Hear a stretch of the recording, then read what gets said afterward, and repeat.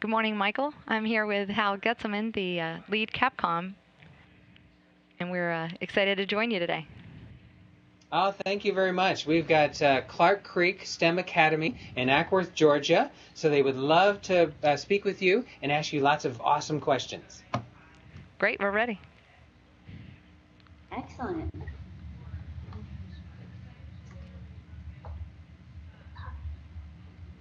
Guys, I might ask you to come up here so that we can... So go ahead with your first question.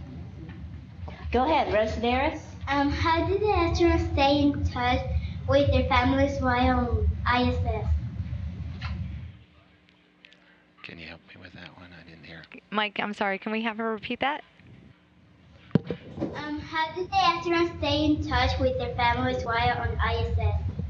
Families on. I think your question was how do the crew stay in touch with their families in space? And they have several ways to do that. First, they have email, and they're able to send and receive email. The second method they use is they actually have conferences set up on a weekly basis, and those are a way that they can actually watch their families on TV up on board, and the families can watch them on station. So they have two-way video and voice and talk about whatever they want. Sometimes these conversations are as quick as 15 minutes. Sometimes they'll go on for an hour. Okay. Mr. Hare, we're not seeing mission control. Okay, we'll go ahead and switch it so it'll be forced over so you can see it. Definitely have the children come up and speak loudly and clearly for the next one, but great first question. Okay, go ahead. Okay. Is there a constant audio connection with the ISS? Do their voices change while traveling through space? There is not a constant connection. Our satellite connection, we start here in Houston, and we have a fiber optic link that goes out to White Sands, New Mexico, that connects into an uplink station that bounces off one of the TDRS satellites and then connects to the station. So when we're in sight of those satellites and when the station is able to communicate through those satellites. So we just a moment ago we had a 10-minute loss of signal, and we lose both our telemetry and our ability to communicate with the space station for that time period. On a typical orbit of 90 minutes, you can expect that we will have about say 80 minutes or 50 minutes, 50 to 80 minutes of communication available. Okay, good. We're still not seeing mission control. I don't know if there's something on your end that you need to switch the screen. Okay, we'll check into it. What are you currently seeing at the moment? You still. Okay. Yeah. Okay, well, we will switch it over so that you can Okay. see a live view inside Mission Control. So go ahead with your third question. Okay, go ahead. Describe your educational background. Okay, well, like most of you, started out in grade school and went to high school. I studied a lot of math and science. I was pretty good in those subjects. After graduation from high school, I went on to the Air Force Academy in Colorado Springs. From there, I received a Bachelor of Science in Mechanical Engineering. I went on to pilot training and flew in the Air Force for about 20 years. During that 20 years, I also went to the Air Force Institute of Technology and got a graduate degree in space operations. So that's my academic credentials, plus a lot of training along the way in the Air Force and here at NASA.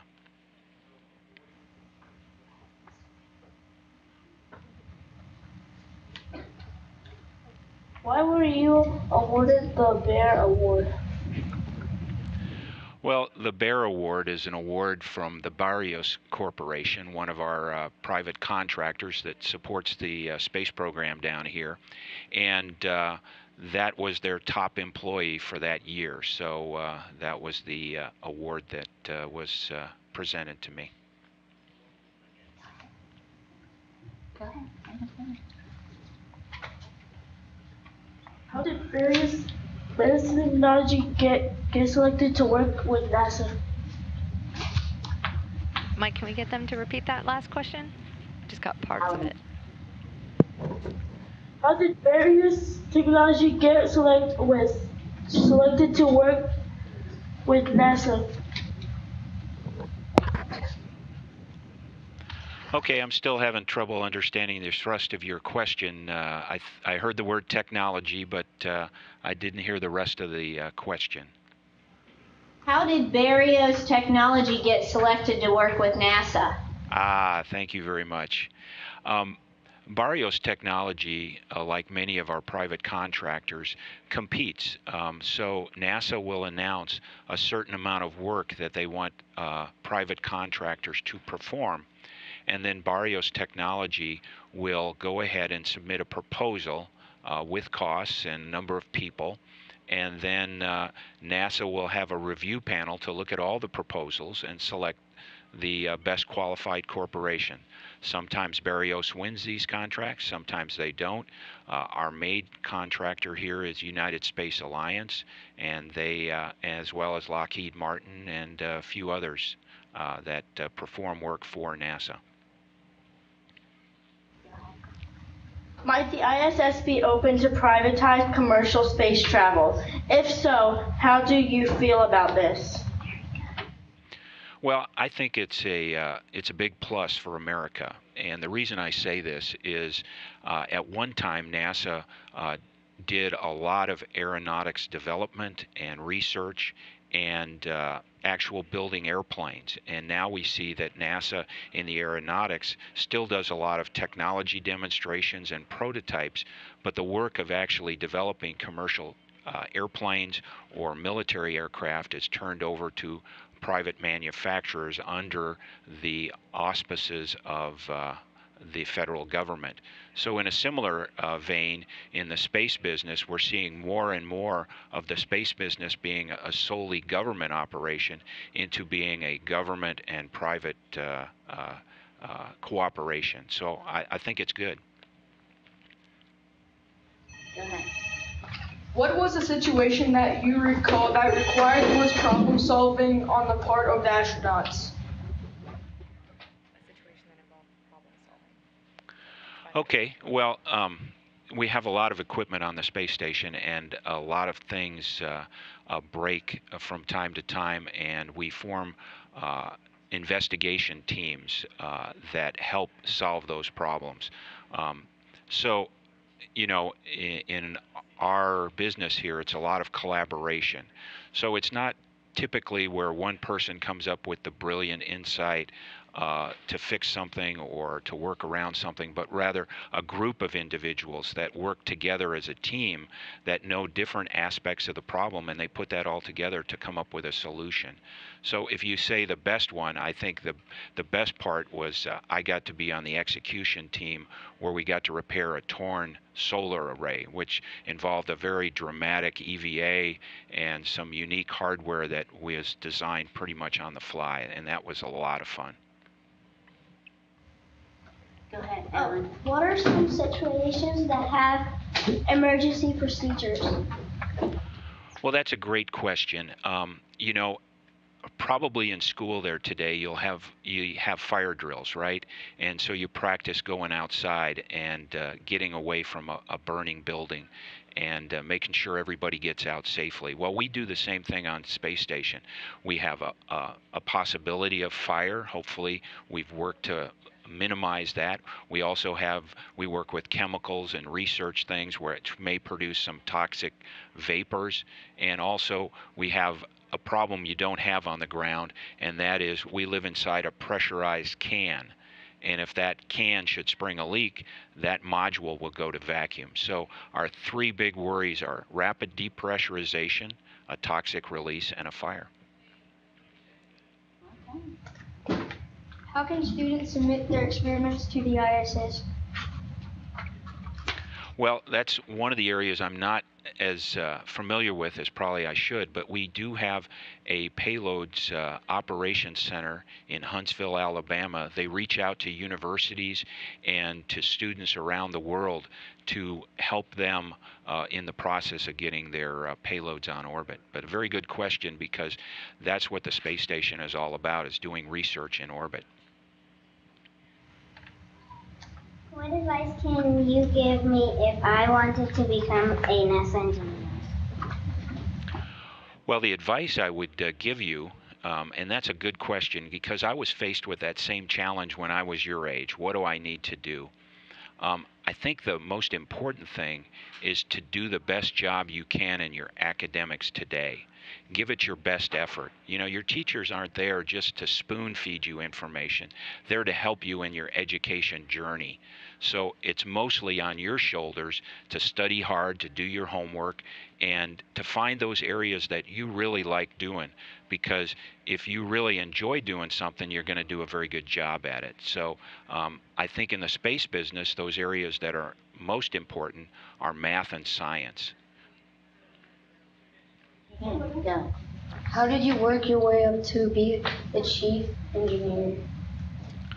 Well, kind of continuing on, that's a good question. You know, continuing on, a lot of people look at the jobs that I've done and said, well, you know, if I do those same things, I will get to the same place. And that's not necessarily so, because we like a lot of different people and what they bring to the equation.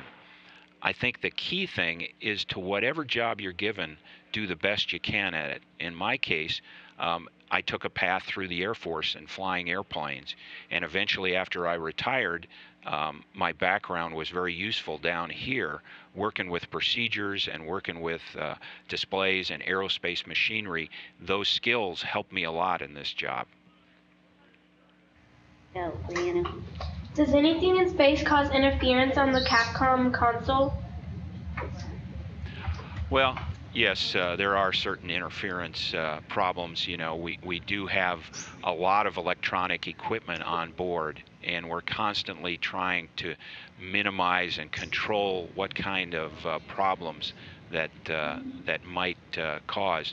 In space, we have radiation, and we have solar flares, and we have a Van Allen radiation belt. And sometimes those charged particles cause problems for our electronics. Okay, great. I am going to hang up. I've been advised to hang up and dial in so that we can maybe actually see mission control. So I'm going to hang up now and dial back in. Sounds great. We'll wait for you when you come back. Okay, thank you. Yes, sir. And this is Michael Hare at the Digital Learning Network. Mr. Getzelman, I hope you don't mind, but I actually have a question for you. Yeah, go ahead. I was just wondering, normally throughout the history of human spaceflight, it's normally been astronauts that actually get the responsibility of being a Capcom or a capsule communicator. I understand with the International Space Station, you're 24/7 operations, 365 days a year. And we've been doing it since the year 2000. So I could see how it opens up. But how did you get the opportunity to actually be a Capcom amongst those elite astronauts? Well, like you, I saw the scheduling challenge that would be, and I realized that we didn't actually have enough astronauts to conduct Capcom duties 365 days a year and 3 shifts. We now have scaled back to smaller shifts. So I knew they were going to have to change their policy, and I tried to make myself as qualified as possible. And then we had a gal named Ginger Carrick, who is one of our senior flight directors now, but she had spent a lot of time training with the first expedition crew, and she demonstrated that with the right training and the right background, you could be very effective as a Capcom, even though you weren't a astronaut. All right, excellent. Looks like Clark Creek STEM Academy is back, and I think they're able to see you. So let's go ahead with your next question. Go ahead. Do you have security measures to protect secret information? You know, that's a interesting question. I know we're all concerned about secrets, but in my case, I don't deal a lot with secret information. There's other people on console who have that responsibility, but I really don't. You have to understand everything I say that goes on the radio is transmitted worldwide, so it's probably best I don't know too many secrets. Go ahead, Destiny. What does it take to be an effective leader? Well, I think the first thing is competency, knowing your job and being very good at it, because people are going to look up to you as a role model. So the first thing is knowing what you want to do. And then the second thing is to know the people that are working for you and to know their strengths and weaknesses and figure out how to use those to best advantage to your organization's objectives. So I think that's the two aspects, being very competent and knowing how to interact with other people. Do you ever share jokes or humorous stories with the ISS astronauts? Yes, I do, especially if I know them personally.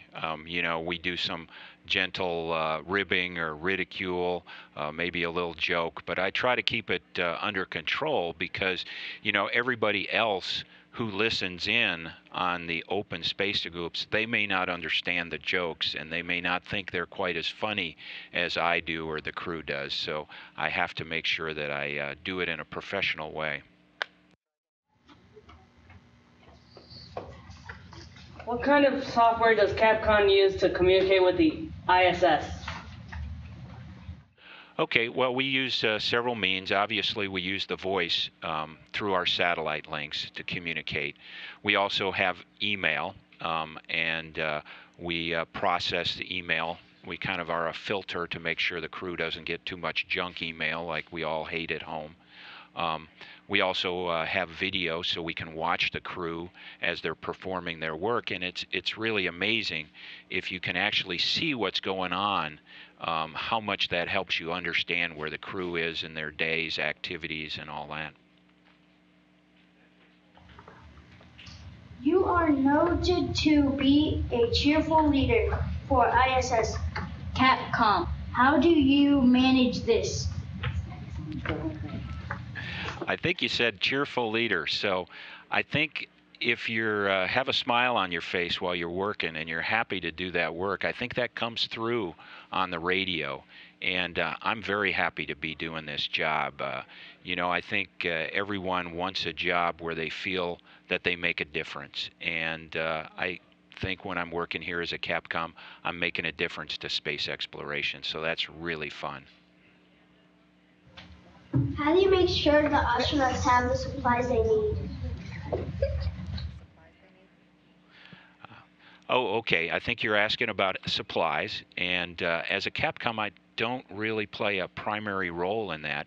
We do have an inventory stowage officer, and they have a computer database that keeps track of all the equipment and all of the items on board.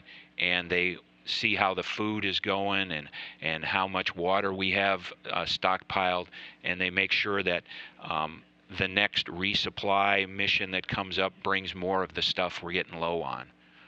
But as a Capcom, I don't particularly manage that. Yeah. What is your favorite academic subject and why? Well, I like both math and science, and I like math because there's always a right and a wrong answer. And if you do your work hard, you can find that right or wrong answer. It's not a maybe kind of thing, or it's how you feel. So I like math because you can finally feel like you accomplished something. Science, I like that because it's pushing out the boundaries. You think of the struggle of man throughout the centuries. What a fortunate time we live in with the access to the internet and our textbooks and our teachers to learn so much more than people did, say, even 50 or 100 years ago. So science is very exciting because we're constantly pushing out the knowledge, the frontier of knowledge. What do you recall as the most difficult episode while acting as the liaison between Mission Control and the ISS astronauts?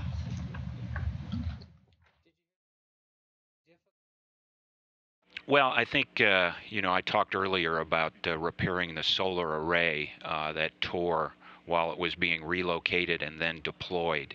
And without that solar array being, if you will, secured, it would affect whether we could rotate the solar arrays or not, and that would compromise some of our power generation. So I think being able to, as a team, pull together a plan and then executing that plan on orbit was probably one of the most amazing things we were able to do here in the recent past of the space station deployment. Might you visit the ISS? Why or why not? Well, unfortunately, I think I'm getting a little too old to be picked to be an astronaut. And so, like you, I'd like to go, I think. But right now, I'm thinking I have to win the lottery. So when the lottery gets up above 30 million, I buy a few tickets and hope for the best. That's good, Joe. Okay. What do you see as the ISS legacy? I'm sorry, can you repeat the last part of that question? What do you see as the ISS legacy? Well, I think the legacy of ISS is going to be one, the difficulty of assembling it and building it and designing it. And I think those lessons will be used again as we go further out into the solar system. The second lesson, I think, is the research on human adaptation to weightlessness and the environment of space, so that when we do go to the moon or Mars again, or even to an asteroid, we'll have a lot of data to work with, a lot of understanding of what happens to folks who are inside a small enclosed environment for a long time. And then I think the third thing is going to be the research that we do, and that research as it gets reapplied to products and services on the ground. So I think those are three areas I'm looking forward to as we move forward in this century. What is the role of the Huntsville, Alabama counterpart in Capcom ISS events? Yeah, Huntsville is our payload operations control center. And they have a PACOM as well, who communicates with the crew and talks to them about the science and the payloads they're doing on orbit. So we primarily in Houston worry about the actual systems and hardware of the space station and provide the services to the payloads folks. So they worry about the payloads, the experiments, the science, and we worry more about the vehicle and its operation, visiting vehicles, cargo ships, those kinds of things. We also have other control centers, one in Munich that works with the European Space Agency and their experiments, and Scuba Japan, their JCOM, also works with their Japanese science and experiments. And finally, we have the Russian Glavny, who has a similar role of communicating with the space station about their people. All right, and we have about a minute and a half, so one final question from Clark Creek. Are we dependent upon the Russians to deliver astronauts to the ISS? If so, is this a problem? At the current time, our only way of getting astronauts on board is using the Russian Soyuz vehicle. We are continuing to develop U.S., both private companies and NASA government vehicles that will be able to reach the space station. Until those vehicles are operational, we will rely on them. Now, this is a partnership, and so we have the luxury of relying on the Russians for their transportation. But I think everybody here at NASA would like eventually to have our own vehicle and also to open that business up to the private sector. And we should mention what Hal was referring to was the spacecraft that can transport the crews, but we do have other vehicles, including the newly designed Dragon, that can bring up cargo. So we don't have to rely on the Russians for other supplies. There's other vehicles, including the ATV and the Dragon spacecraft that's going to launch on March 1st. So there are other vehicles as well. Thanks again, Mike, for setting this up. We really enjoyed talking to the students. Thank you so much. Thank you. Very nice. Thank you.